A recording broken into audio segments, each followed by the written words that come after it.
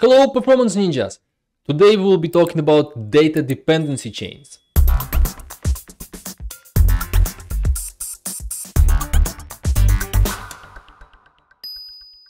As a matter of introduction, let me just say a few words about why I think data flow dependencies are so important. If we try to classify all the performance bottlenecks that might happen in a CPU core, we may come up with the following four categories: predictability of code, predictability of data, execution throughput, and data dependency chains or execution latency. There is some correlation with the top-down analysis, which I was advocating for in my earlier videos. So the first category is predictability of code. It is how well a CPU can predict the control flow of a program, right? Most modern CPUs routinely reach 95+% prediction rate on most of the programs, and championship branch predictors make less than 3 mispredictions per 1000 instructions. It is extremely hard to beat those numbers.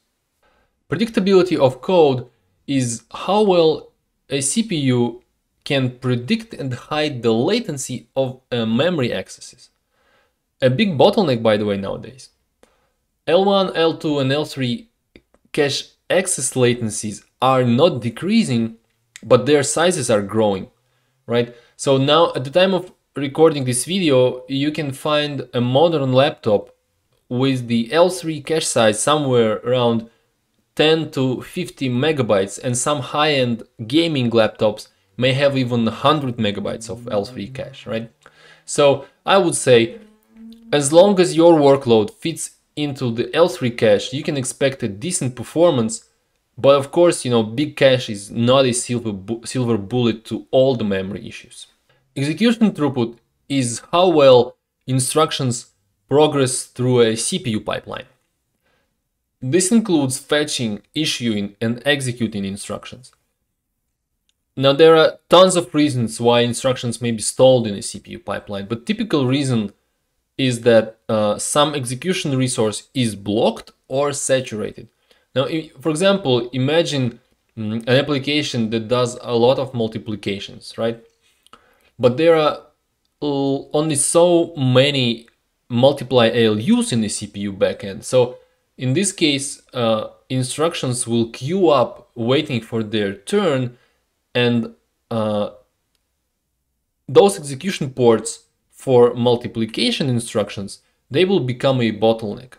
And the fourth category is data dependency chains, or how well a CPU can execute a long sequence of instructions where each of them depends on the previous one. Believe it or not, but this is the only true bottleneck that cannot be eliminated. Because take execution throughput, for example. Theoretically, we can always add an infinite number of execution units and have an infinitely wide CPU pipeline, and so on. And the same goes for predictability of code and data. We can have an infinitely large caches, and we can also implement the most accurate machine learning algorithm that will predict all of our branches 100% correct and prefetch, all the required data ahead of time into the caches. We don't know if that's possible, of course. On the other hand, no one has proven otherwise so far. The only thing we can be sure about is that pure random control flow and truly random memory accesses cannot be predicted. But data dependency chains are different. There is this fundamental dependency aspect that you cannot overcome. There are some breakthrough ideas, for example, value prediction, which will allow to break those dependency chains, but no one so far has implemented it in a real processor. What you could do instead, you can try decreasing the latency of individual instructions or increasing a CPU frequency, and this is basically what hardware vendors are trying to do nowadays. You may wonder, well, okay, Dennis, what I can do as a software developer? Well, you see, sometimes it is possible to break data dependency chains or overlap their execution. And this lab assignment is one of such examples. But before we go there, I wanted to emphasize the importance of finding that critical dependency chain. It is not always easy, but you really want to know what stands on the critical path in your loop, function, or a piece of code, because otherwise you may find yourself fixing some secondary issues which barely make a difference. Okay, that was long enough for an introduction, so let's take a look at the code. In this lab assignment, we'll look up all the values from the linked list L1 into the linked list L2. This is a quadratic algorithm that involves a lot of pointer chasing. So we get the first value from L1 and then we traverse the linked list L2 trying to find that element. If we find the same value, then we accumulate the sum of its digits. And then we go to the next value in L1 linked list. By the way, both linked lists use an arena allocator to place individual nodes right next to each other. This of course improves the speed of every memory access, but it does not eliminate the dependency chain, right? Because we still need to fetch the current node to get to the next node of the linked list. If we visualize the execution of that program, it may look something like this. We first go all the way through L2 trying to find the X. Then we traverse L2 again trying to find Y. Both of them represent a separate dependency chain, but notice, however, that those chains actually do not depend on each other. To improve performance, we can overlap execution of those dependency chains.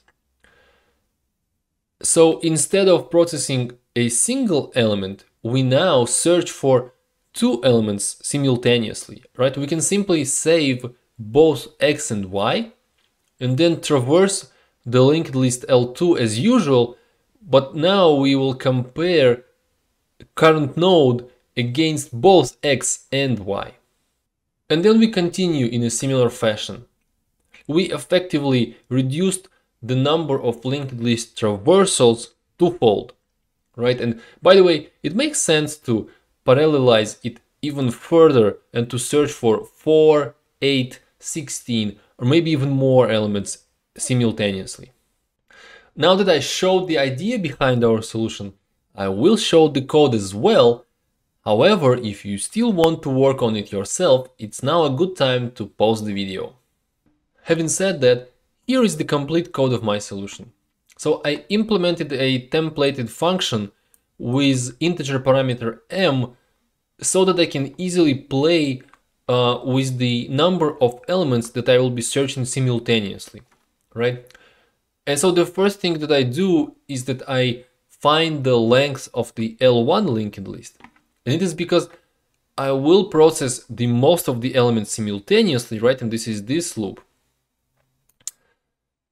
But it's quite likely that the number of elements in M1 is not a multiple of M, right? So I also need a loop to process the remainder of the elements. And this is what this loop is doing here. I basically copy-pasted it from the baseline solution, okay? And inside my main loop, I first capture the M elements from L1 list and I store them in a temporary array called vals, okay? So then I traverse the L2 linked list, but now instead of searching one element as the baseline code does, you see I search for M elements at the same time, right? And then I actually go and try to find the next M elements in L2 and I traverse the linked list L2 again. And yeah, that's it. You can find the complete code of my solution in the comments section under this video.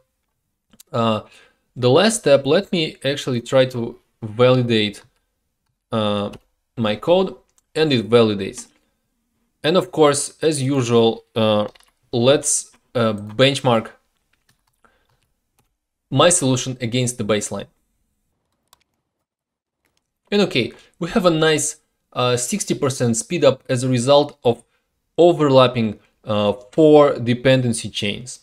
By the way, as a bonus exercise for you, try to play with this number m and see what gives you the best performance. That's all for today.